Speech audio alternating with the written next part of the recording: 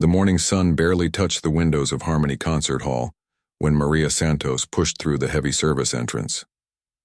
Her shoulders ached from her night shift at the diner, but she couldn't afford to be late. Not to this job. Not after what happened to the last 3 people who had this position. She clutched her cleaning supplies closer as she walked down the marble hallway. Everything about this place screamed money and prestige. Crystal chandeliers hung from ceilings so high they made her dizzy. Oil paintings of famous musicians lined the walls, their eyes seeming to judge her as she passed. This wasn't her world. She was just here to clean it. The private rehearsal studio was at the end of the East Wing. Maria had been working here for 2 weeks now, and every single day felt like walking on eggshells. She took a deep breath before unlocking the door, praying that today would be different. That maybe, just maybe, he would be in a better mood. Alexander Chen was already there. Of course he was. The man practically lived in this studio. He sat at the grand piano, his fingers moving across the keys with the kind of precision that came from 30 years of practice. Maria knew who he was before she ever took this job. Everyone did. He had performed for presidents and royalty. His albums had won every award imaginable. Critics called him a genius, a master, a once-in-a-generation talent. But none of them had to clean his studio. She tried to move quietly, starting with the far corner of the room. Maybe if she was invisible enough, he wouldn't notice her. Maybe she could just do her job and leave without incident. The music stopped. "You're 3 minutes late." Maria's heart sank. She glanced at her watch. 6:03 a.m. He was right. "I'm sorry, Mr. Chen, the bus was—" "I don't care about your bus." His voice was cold, controlled. He didn't even turn to look at her. "When I say 6 o'clock, I mean 6 o'clock. I need this room prepared before I begin my morning practice." "Yes, sir. I'm sorry." She moved faster now, dusting the shelves that held his music books and awards. Her hands worked quickly, efficiently. She had learned to be thorough in the first week. When he made her re-clean the entire studio, because she missed a fingerprint on one of the picture frames, "Stop." Maria froze mid-motion. Alexander stood up from the piano bench and walked toward her. His eyes scanned the bookshelf and then he pointed to a spot she had just cleaned. "There, do you see that?" Maria looked closely. She saw nothing. I'm not sure what exactly." He reached out and ran his finger along the edge of a shelf. "Dust right here. How do you expect me to practice in an environment like this?" Maria wanted to say that it was one tiny spot, that the room was already cleaner than most operating rooms, that she was doing her best while working 2 jobs and sending money home to her family in Manila. But she needed this job. The concert hall paid better than anywhere else, and with her father's medical bills piling up back home, she couldn't afford to lose it. "I'll clean it again." "I'm very sorry." He returned to the piano without another word. Maria went back over the entire shelf, then moved to the windows. She knew the routine by now. The windows had to be spotless. The floor had to shine. The piano had to be dusted with a special cloth, moving in the direction of the wood grain, never against it. The temperature had to be exactly 70 degrees. The humidity had to be at 45%. Everything had to be perfect for Alexander Chen. As she worked, she listened to him play. She couldn't help it. Despite everything, despite his coldness and his impossible demands, the man was brilliant. His fingers danced across the keys, pulling out melodies that made her chest tight. She recognized the piece, Beethoven's Moonlight Sonata. Her old teacher back in Manila used to say that this piece revealed everything about a pianist's soul. If that was true, then Alexander Chen's soul was complicated, beautiful but lonely, powerful but isolated. Maria finished the windows and moved to the mirrors. There were 3 of them, positioned so Alexander could watch his posture and hand position from different angles. She used the special streak-free cleaner he insisted on, wiping in small circles. "You missed a spot." She turned around. He was pointing at the mirror on the left, his expression annoyed. Maria walked over and looked. She saw nothing. "Where, sir?" "Right there." "The smudge." "Are you blind?" She looked closer. There was the faintest mark, so small she had to squint to see it. It was probably from her own breath as she cleaned. "I see it. I'll fix it right away." She wiped the mirror again, checking 3 times to make sure it was perfect. When she turned around, Alexander was watching her with an expression she couldn't quite read. It wasn't anger this time. It was something else. Assessment, maybe. Like she was a problem he was trying to solve. Why are you working here? He asked suddenly. The question caught her off guard. In 2 weeks, he had never asked her anything personal. Never showed any interest in her as a person. I need the job, sir, obviously. But why here? Why not somewhere else? Maria didn't know how to answer. Because it pays well? Because I'm desperate? Because I'm grateful for any work that doesn't ask too many questions about my visa status. The concert hall has a good reputation, she said carefully. He studied her for another moment, then turned back to the piano. You're educated. I can tell by the way you speak. You don't belong in this job. Maria felt her face flush. She didn't know if he was insulting her or complimenting her. I'm grateful for any honest work, Mr. Chen. He played a few notes, something light and airy. You're different from the others. The last cleaner cried. The one before that quit after 1 day. The one before that stole from me. I would never, I know. That's why you're still here.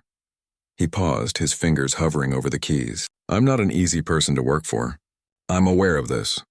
But I don't apologize for having standards. Do you know how many hours I practice every day? No, sir. 8, minimum, sometimes 12. I've been doing this since I was 4 years old. Excellence isn't an accident. It's the result of uncompromising dedication. He looked at her over his shoulder. The same principle applies to everything in my life, including the environment where I practice. Maria nodded, not trusting herself to speak. She wanted to tell him that she understood discipline, that she had practiced piano 8 hours a day too once upon a time, that she knew what it meant to sacrifice everything for your art. But she didn't. She was the cleaning lady. He was the maestro. That's all he needed to know. She finished her work in silence, checking everything twice. When she was done, she gathered her supplies and headed for the door. Same time tomorrow, Alexander said without looking up. And please don't be late. Yes, sir. I won't be.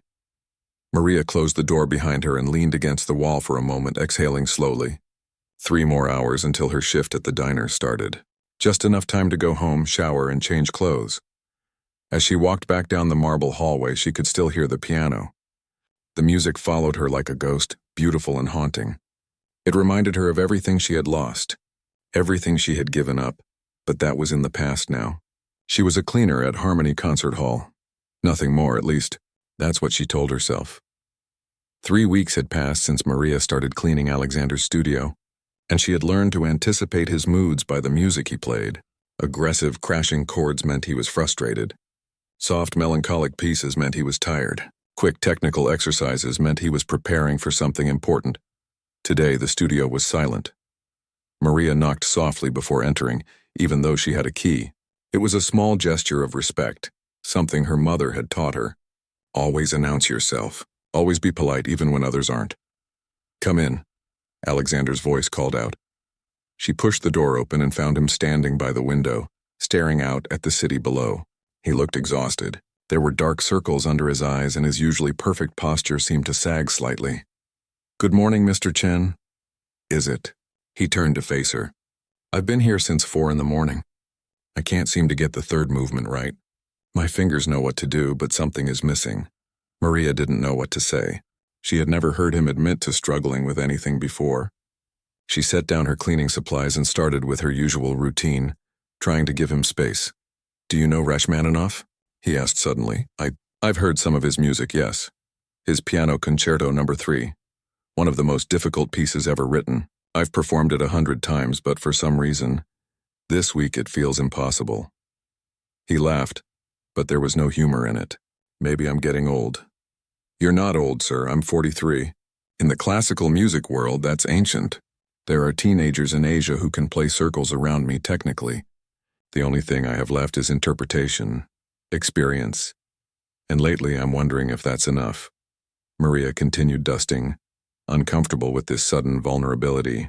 She preferred the demanding, cold Alexander. At least she knew how to handle him. This version, this tired man admitting his fears, was harder to process. I'm sure you'll figure it out, she offered quietly. You always do. He looked at her with surprise. How would you know? I've been cleaning this studio for almost a month now. Every time you struggle with something, you work through it. I've heard you practice the same phrase 50 times until it's perfect. Alexander studied her for a long moment. You actually listen. It's hard not to. You're very good, very good. He smiled slightly. That's the polite way of saying you've heard better. That's not what I meant. It's fine. I prefer honesty. He walked back to the piano and sat down. I'm going to practice now. Try to stay quiet if you can. Of course. Maria worked as silently as possible while Alexander played. She recognized the piece now, the Rachmaninoff he had mentioned. It was powerful and demanding, requiring the pianist to stretch their hands across impossible distances while maintaining perfect rhythm and emotion. He played for an hour straight, stopping occasionally to repeat sections. Maria finished cleaning but didn't leave.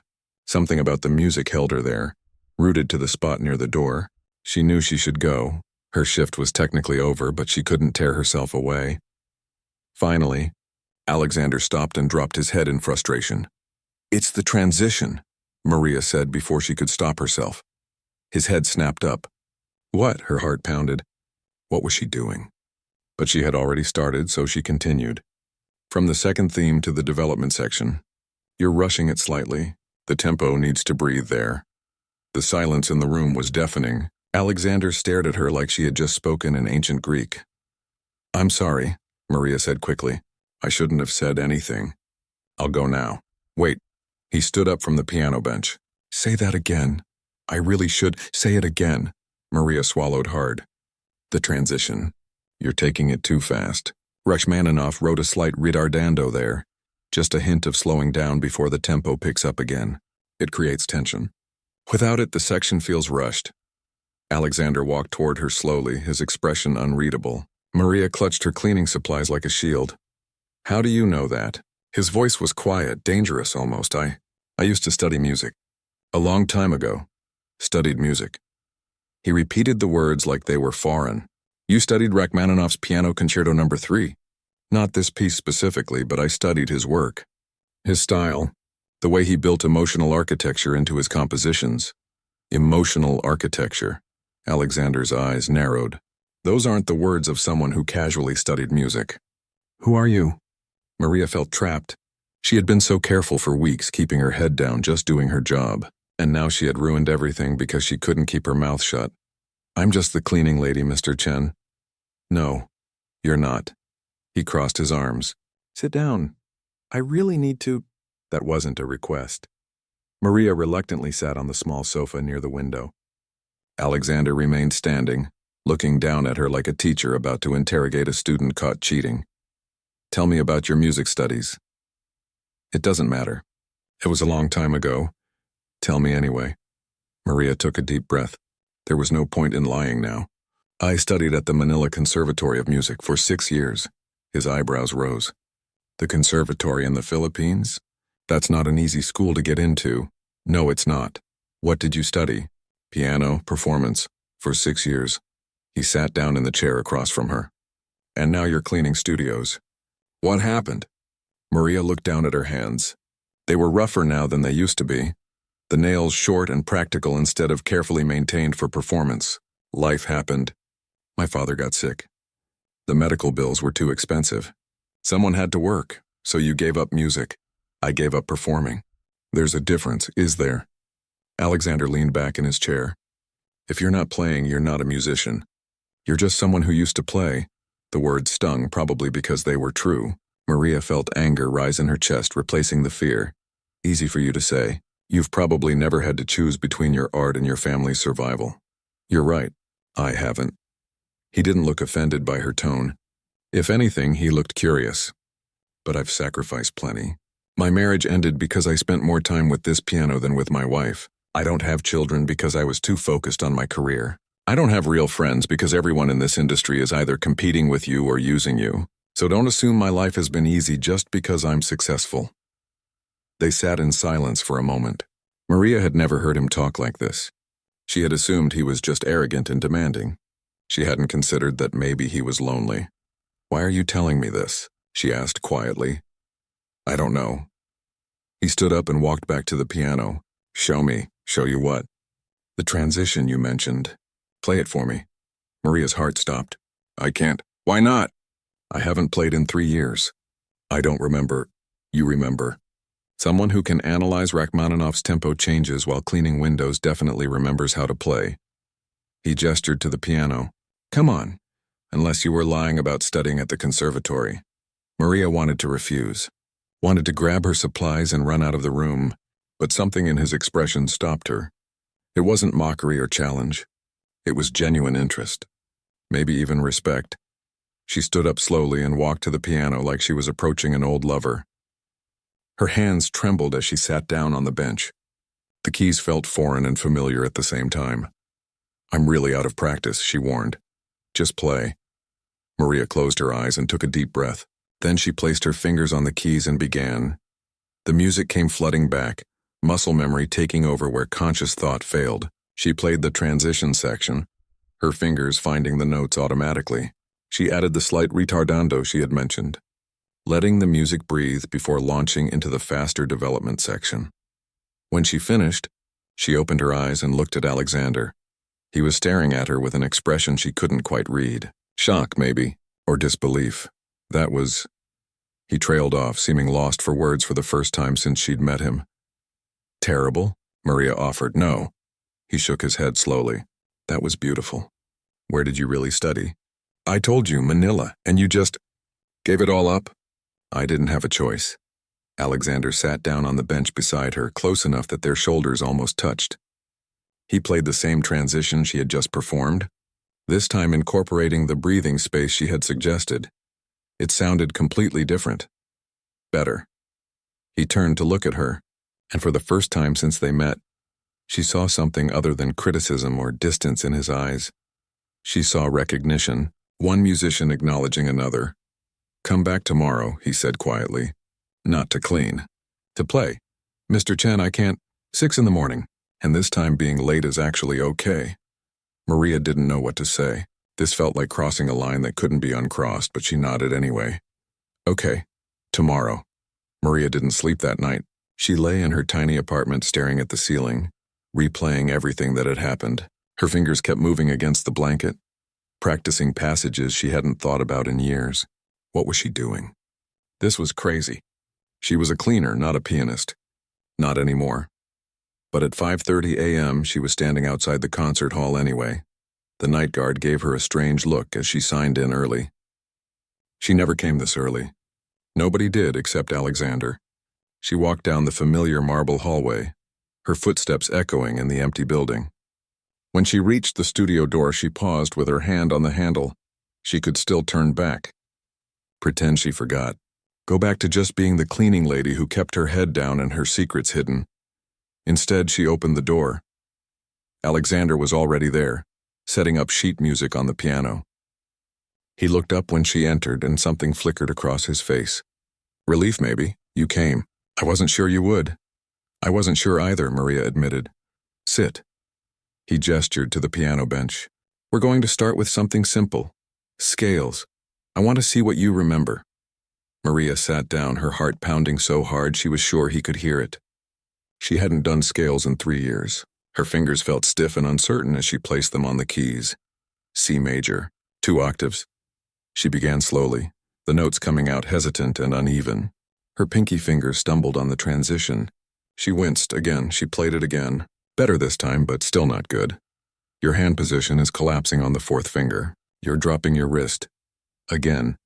They worked on scales for an hour. C major, G major, D major, going through all the keys.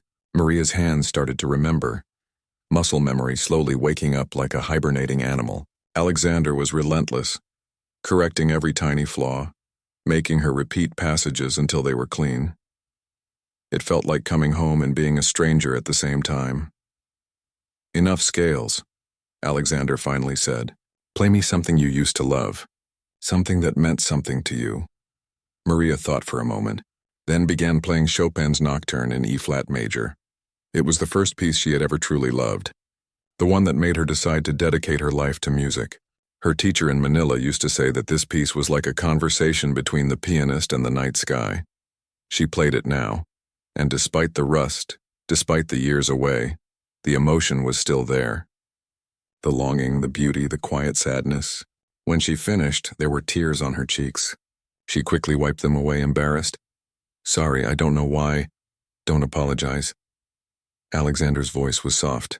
"That's what music is supposed to do. If it doesn't make you feel something, why bother playing it?" He sat down beside her on the bench and played a few notes from the same piece. showing her a different interpretation of one phrase. Try it this way. Listen to how the melody line breathes. They worked together, passing the music back and forth between them. Alexander would play something, then Maria would try it. Then he would correct her technique or suggest a different emotional approach. It was unlike anything Maria had experienced in her years of study. Her teachers in Manila had been good, but Alexander was on a completely different level. He understood music in a way that went beyond technical perfection.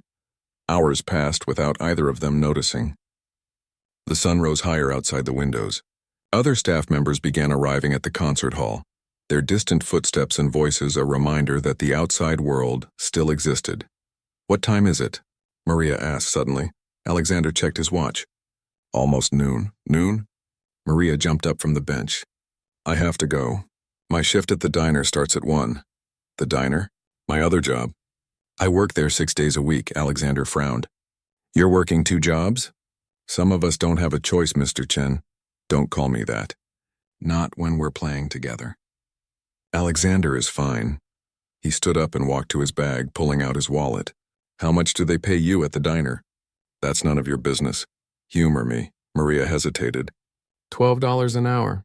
Plus tips, but those aren't much for lunch shifts. Alexander pulled out several bills and held them out to her. "This is for this morning." "For your time?" Maria stared at the money. It was more than she made in a week at the diner. "I can't take that." "Why not?" Because we were just playing music. You were helping me. That's not worth. You gave me 6 hours of your time.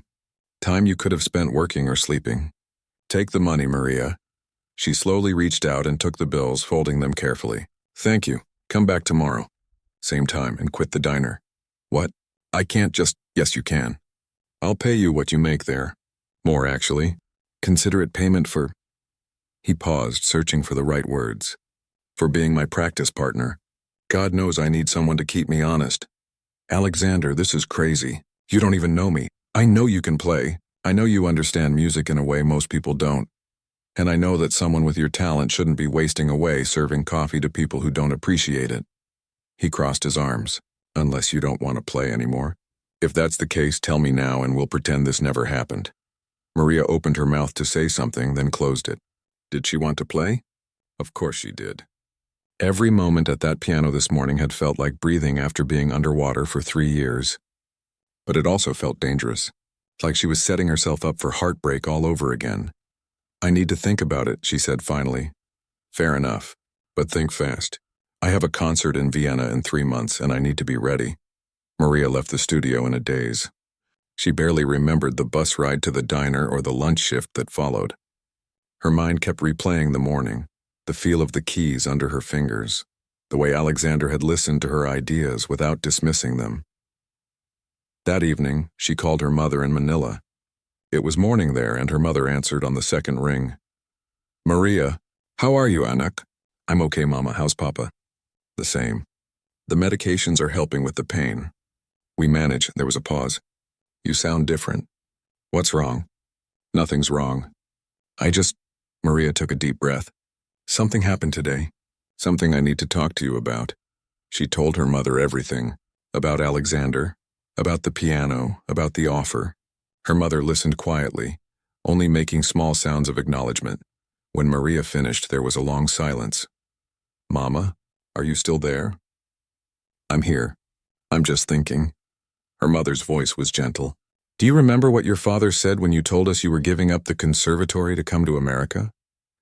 "He said he was proud of me for taking care of the family." "That's what you heard. But do you know what he said to me later, when you weren't in the room?" Her mother's voice cracked slightly. "He cried. He said he had killed your dream, that he had failed as a father because his daughter had to sacrifice everything for him." Maria felt tears welling up. "Mama, don't listen to me, Anak. We never wanted you to give up music. We were grateful for your sacrifice, yes, but it broke our hearts. Your father asks about you every day. He wants to know if you're happy, and I never know what to tell him because I can hear in your voice that you're not. I'm fine. You're surviving. That's not the same as living." Her mother's tone became firm. "If this man is offering you a chance to play again, you take it. You take it and you don't look back. But what about Papa's treatment? The bills? We'll figure it out." We always do. Your father would rather die than have you waste your life for him. Do you understand me? Maria wiped her eyes. Yes, Mama. Good, now go play your piano. And Maria? Yes? Make him work for it. Don't let him think he's doing you a favor. You're doing him one too. After they hung up, Maria sat in her small apartment for a long time. She looked at her hands, at the calluses from cleaning and carrying heavy trays. Then she thought about how they felt on the piano keys this morning, alive, like they had finally found their way home. She picked up her phone and composed a text message to Alexander. She had gotten his number from the staff directory earlier, even though she wasn't sure she'd use it. The message was simple. I quit the diner. See you tomorrow at 6, and I'm never late. She hit send before she could change her mind. 3 dots appeared immediately, showing he was typing. Then his response came through. Good. We have a lot of work to do. Bring comfortable shoes. We're going to be here a while. Maria smiled for the first time in what felt like years. She was terrified. She had no idea where this would lead or if she was making a huge mistake. But for the first time since leaving Manila, she felt like herself again, and that was worth the risk. 6 weeks. That's how long Maria and Alexander had been working together when everything changed. The routine had become familiar.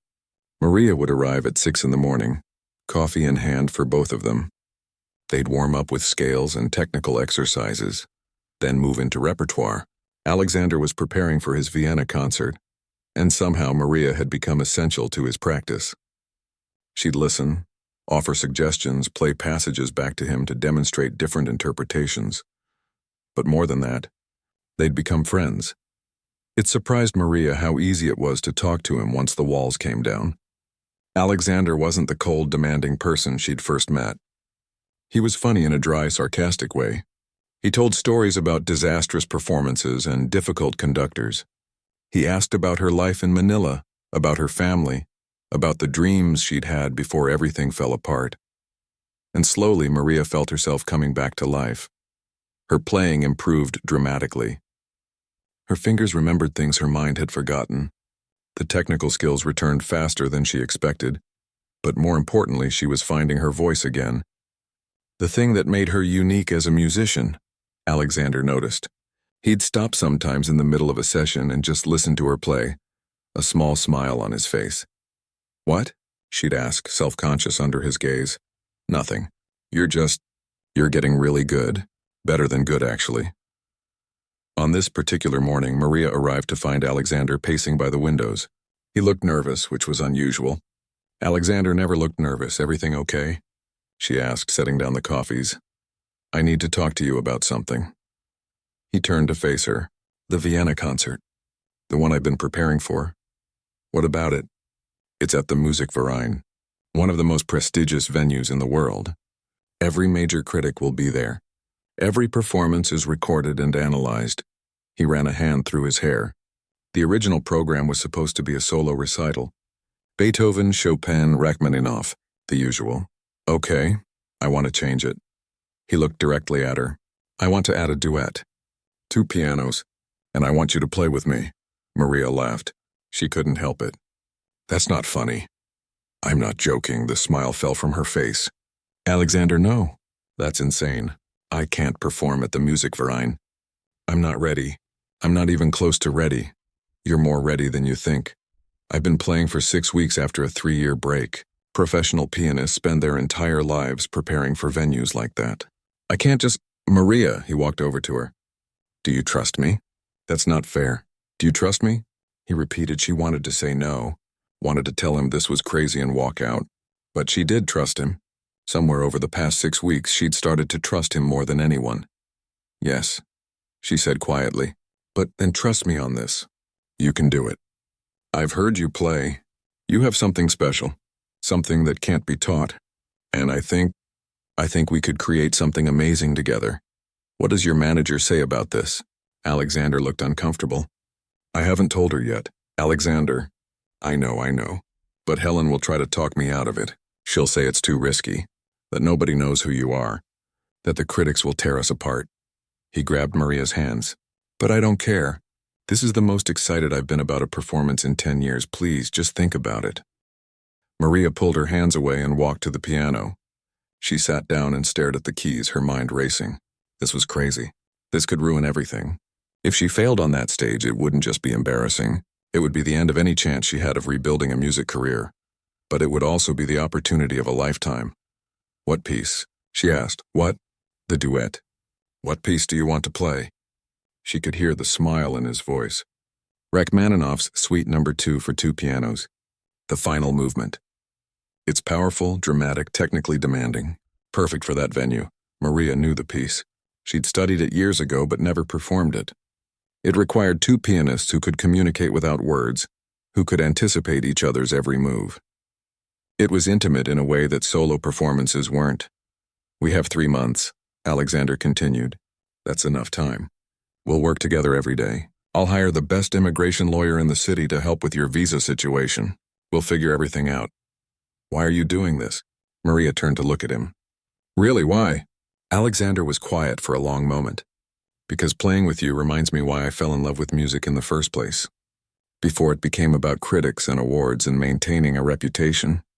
You play like someone who has something to say, like the music matters more than the performance. He sat down beside her, and honestly, I'm tired of being alone up there. Maria felt tears threatening again. She seemed to cry a lot these days. If I do this and I fail, it'll destroy me. You know that, right? You won't fail. You can't know that. No, but I believe it anyway. They sat in silence, both staring at the piano. Finally, Maria took a deep breath. Okay, I'll do it. Yeah? Yeah, but I have conditions. Alexander raised an eyebrow. Go on. First, we tell your manager today. No more hiding this. Second, if at any point you think I'm not good enough, you have to tell me. I'd rather know now than embarrass us both in Vienna. And third, she paused, you help me find a good immigration lawyer. Because I can't do any of this if I'm constantly terrified of being deported. Deal? Alexander held out his hand and Maria shook it. Now let's get started. We have a lot of work to do. The next 3 months were the hardest of Maria's life. She and Alexander practiced 6 days a week, sometimes for 10 hours a day. They worked on the Rachmaninoff until they could play it in their sleep. They synchronized their breathing, their phrasing, their interpretation. They fought about tempo and dynamics and articulation. They had moments of pure frustration when nothing seemed to work. But they also had moments of magic, times when the two pianos blended so perfectly that Maria couldn't tell where her playing ended and his began.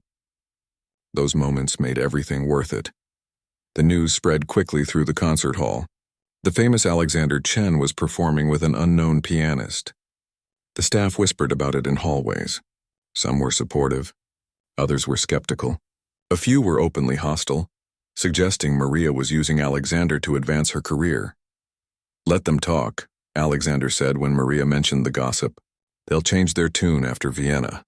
Helen, Alexander's manager, was a fierce woman in her 50s who looked like she could negotiate with world leaders.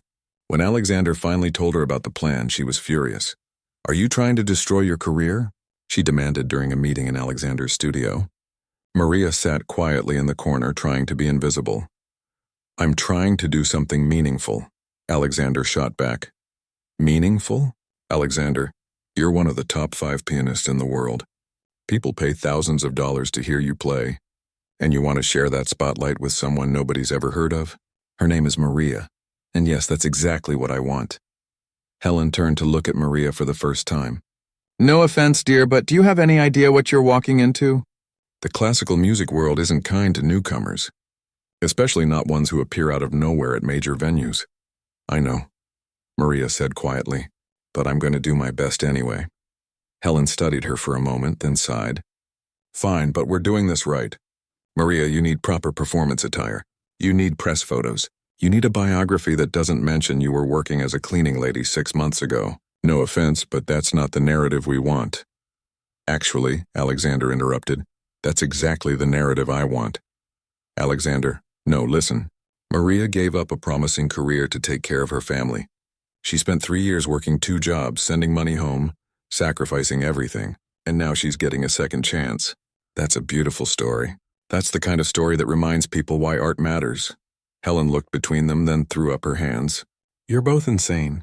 But fine, we'll do it your way. Don't blame me when the critics eat you alive. After Helen left, Maria turned to Alexander. "Thank you for standing up for me. Don't thank me yet. Wait until after the performance," he smiled. "Now come on. We have 2 months left and that third movement still needs work." As they practiced that afternoon, Maria realized something. Win or lose, succeed or fail, she was grateful. Grateful for this chance. Grateful for Alexander's belief in her. Grateful to be playing music again. Whatever happened in Vienna, at least she would know she tried, and sometimes that's all you can ask for. The Musikverein in Vienna was even more magnificent than Maria had imagined. Gold leaf covered every surface. Crystal chandeliers hung from ornate ceilings. The main hall could seat nearly 2,000 people, and tonight, every single seat was filled. Maria stood backstage in a black evening gown that Helen had insisted on, her hands trembling. She could hear the audience settling in, the rustle of programs, the murmur of expensive conversations in multiple languages. Out there were critics from every major publication in Europe. Musicians who had spent decades perfecting their craft. People who could end her career before it even started. "Hey." Alexander appeared beside her, looking calm in his performance tuxedo. "How are you holding up?" "I think I'm going to be sick." "That's normal. You don't look nervous at all." "I've learned to hide it better. Trust me, I'm terrified." He took her hands and she realized his were shaking too. "We've practiced this 1,000 times. We know this piece inside and out. We're ready. What if I freeze? What if I forget everything? Then I'll cover for you. That's what partners do." He squeezed her hands. "Maria, listen to me. A year ago you were cleaning my studio. You thought your music career was over. And look at you now. You've already won no matter what happens out there tonight. That's easy for you to say. If this goes badly, you'll still be the great Alexander Chen. I'll just be the cleaning lady who thought she could play." "Stop that." His voice was firm. "You're not a cleaning lady. You're a pianist. A damn good one. And tonight you're going to prove it to everyone, including yourself." A stage manager appeared. 5 minutes, Mr. Chen." Alexander nodded, then turned back to Maria. "Remember what I told you during our last rehearsal. Don't play for the critics. Don't play for the audience. Play for yourself. Play for that girl in Manila who fell in love with music. Play for your father who wanted you to have this chance. Can you do that?" Maria took a deep breath and nodded. "I can do that." "Good, now let's go show them what we've got." They walked onto the stage together and the applause was deafening. Maria's legs felt like water, but she made it to the second piano without falling. She sat down, adjusted the bench, and placed her hands on the keys. The 2 Steinway grand pianos sat side by side, perfectly matched, waiting. The audience settled into silence. That terrible, expectant silence before a performance begins. Alexander looked over at her and nodded. "Ready?" Maria nodded back. "Ready." He counted them in with a small gesture and they began. The opening of Rachmaninoff's Suite No. 2 came crashing out like a wave. Powerful, dramatic chords that filled the massive hall. Maria's nervousness disappeared the moment her fingers touched the keys. This was what she'd been practicing for months. This was where she belonged. They moved through the piece like dancers, perfectly synchronized. When Alexander's part crescendoed, Maria's provided the foundation. When she took the melody, he supported her with harmonies that made the notes shimmer. They didn't need to look at each other anymore. They could feel what the other was about to do. Maria forgot about the audience, forgot about the critics, forgot about everything except the music pouring out of her fingers. This was the conversation she'd been waiting 3 years to have. With the piano, with herself, with the universe. The technical passages that had seemed impossible months ago now flowed effortlessly. Her hands flew across the keys, executing runs and arpeggios with confidence. But more than the technique, there was emotion. Every note meant something. Every phrase told a story. She caught Alexander's eye during a brief rest, and he smiled. Not the polite smile he gave audiences, but a genuine, joy-filled smile that said, "I told you so." They built toward the finale together, the 2 pianos combining into something bigger than either could create alone. The music swelled and soared, filling every corner of the Golden Hall. Maria put everything she had into those final measures. All the years of sacrifice, all the dreams she'd given up, all the hope she'd rediscovered. The last chord rang out and faded into silence. For a moment, nothing happened. The audience sat frozen, processing what they'd just heard. Then one person started clapping, then another. Then suddenly the entire hall erupted. People were on their feet, applauding wildly. Maria heard shouts of "Bravo!" in multiple languages. She looked at Alexander in shock. "That's for you," he said, standing up and gesturing for her to stand as well. They bowed together and the applause grew even louder. Maria saw people in the front rows wiping their eyes. Critics who had probably come to write scathing reviews were clapping enthusiastically. She couldn't believe this was real. They took another bow and another. The audience wouldn't stop. Finally, after what felt like an eternity, they walked off stage. The moment they were out of sight, Maria's legs gave out. Alexander caught her laughing. "We did it?" she whispered. "We actually did it." "You did it. That was all you, Maria." Helen came running backstage, her usual professional composure completely gone. "That was incredible. I've never seen anything like it. The critics are already tweeting. Everyone wants to know who you are."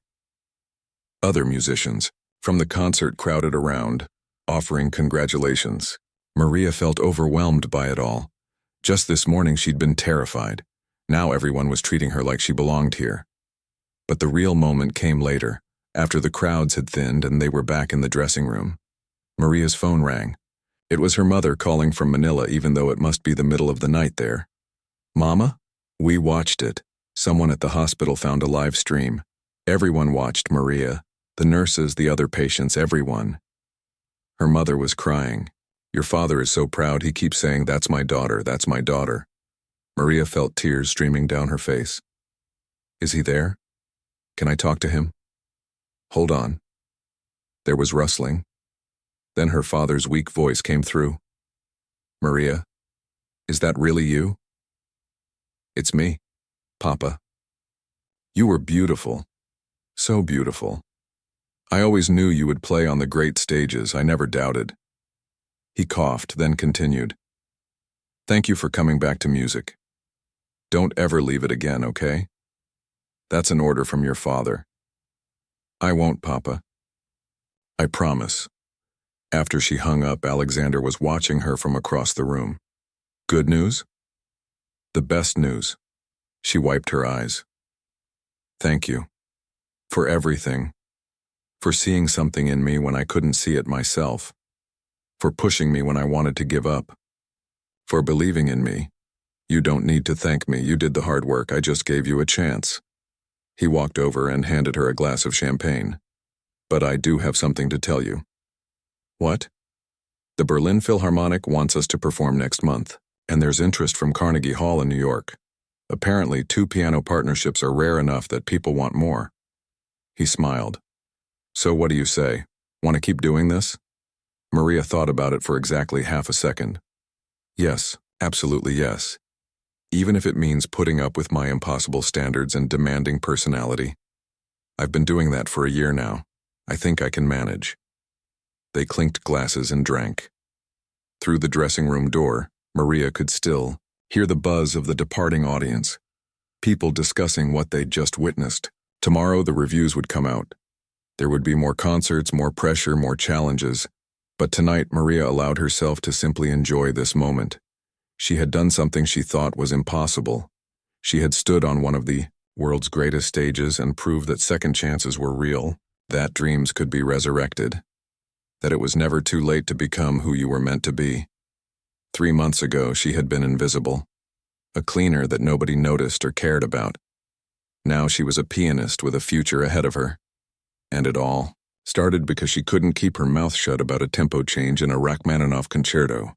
Funny how life works sometimes. Alexander raised his glass again. "To new beginnings." "To new beginnings," Maria echoed, "and to the unexpected journey that had brought her here, from Manila to a cleaning closet to the stage of the Musikverein. From silence to music, from invisible to unforgettable, she had demanded nothing and received everything. And somewhere in Vienna, as the night settled over the Golden City, Maria Santos understood something profound. Talent could be buried, but it couldn't be destroyed. Dreams could be delayed, but they couldn't be killed. And sometimes the most beautiful music comes from the most unexpected places. All you have to do is be brave enough to play it. The next morning, the reviews came out. Every single one was glowing. Critics called their performance transcendent, extraordinary, a revelation. They praised Maria's emotional depth and technical skill. They called the partnership between her and Alexander the classical music event of the decade. But Maria's favorite review was the shortest one. It came from an old professor at the Manila Conservatory who had heard about the performance. He sent her a simple email that said, "I always knew you'd make it. Welcome back." And that's exactly what it felt like. Not a beginning, but a homecoming. She was finally, after all this time, exactly where she was supposed to be, playing music, living her dream, and proving that sometimes the world's greatest pianists are hiding in plain sight, just waiting for someone to notice them. All it takes is one person who believes. One chance, one moment of courage, and everything can change.